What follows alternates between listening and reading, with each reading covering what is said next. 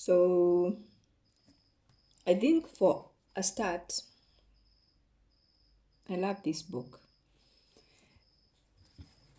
Like I've always said, African literature is best consumed as oral literature, and Gogi has been able to write oral literature in his books. So it's a very easy book to read. If you've read Wole Soyinka, he writes in the same style, the same as Ezekiel Mfalele, Barbara Kimenye, John Luganda. They write in the same style where, Grace Ogot. Someone is sitting there with you and telling you a story. So if you want to read this book, be prepared. It's I understand why it was banned in Kenya for those years, because I think if I read this when I was in high school, I may have started a riot. But the thing is, he attacks everyone. No, not attacks, but no one is spared in this book. It's written from the perspective of a white settler's son, also a home guard's daughter, not a home guard, a chief's daughter, and the chief were the ones that were betraying other local Africans. And then the main character is the son of just a kawaida local African. And the fact that it's written from the perspective of a younger generation, a different generation from the one that is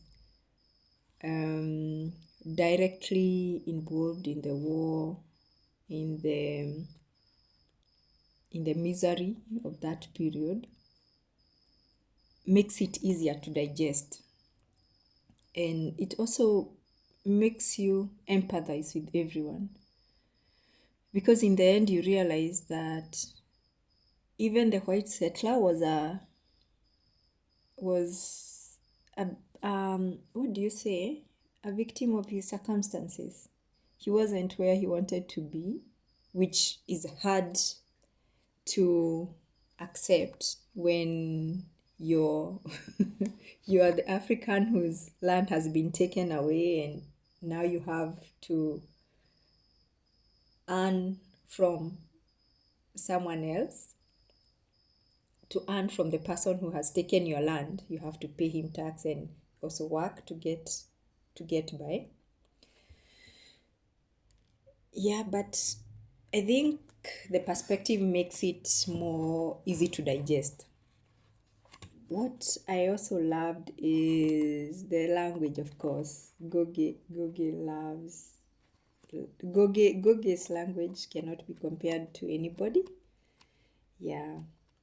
There's a line I saw. Okay, there are many nice lines.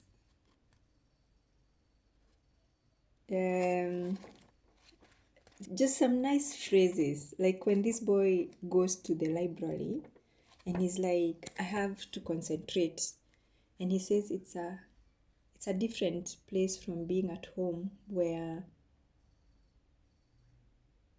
the circumstances surrounding him remind him that things are not okay.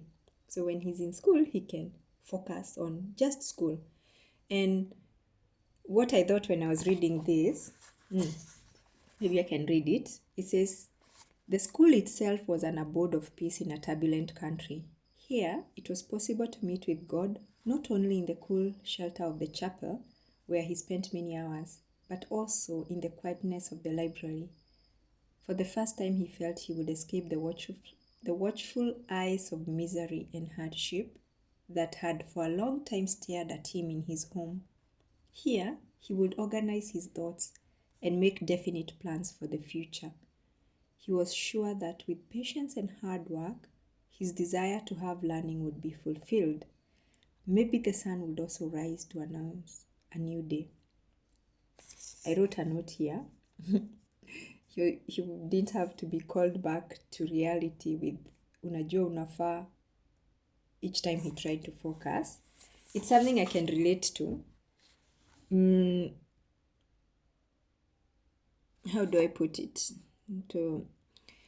As a writer and as a creative person, I've always found the world to be a very noisy place because the world decides what you're going to do.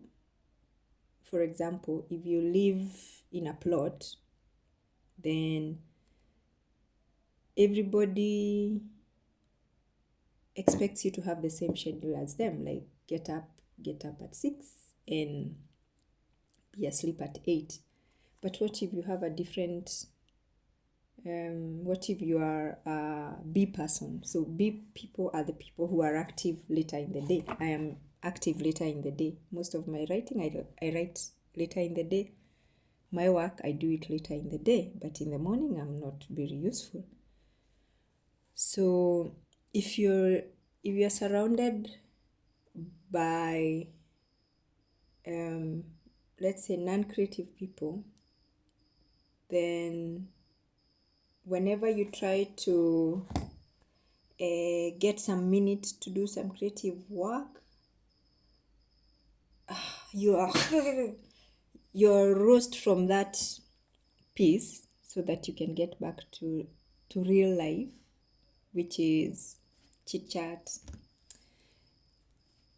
And it takes real effort to actually sit and do your art. That is why writers and artists and people who do creative things prefer to be alone. Yeah. So, all that said, I'm on to my next book. I'm going to read The River Between next. Yeah.